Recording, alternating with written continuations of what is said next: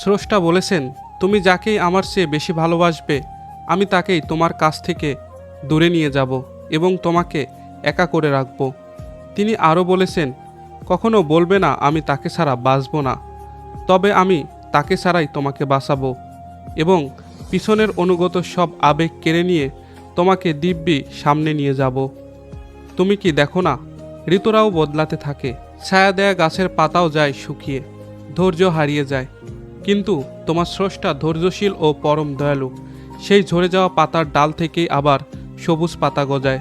তুমি কি দেখো না, তোমার স্রষ্টার এই নিদর্শন, যে মানুষটাকে তুমি নিজের অংশ ভাবতে সেই মানুষটা একদিন অচেনা হয়ে যায়, তোমার মন ভেঙে যায়, এমনকি তোমার বন্ধুও শত্রুতে পরিণত হয়, আর শত্রুও খানিক সময় পরে পরিণত হয় বন্ধুতে।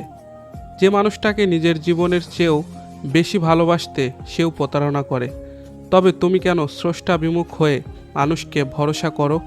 অদ্ভুত এই পৃথিবী। যখন তুমি ভাবো এটা হবে না কখনো, কিন্তু পরক্ষণে সেটাই হয়। সেটাই হবার নয় কি?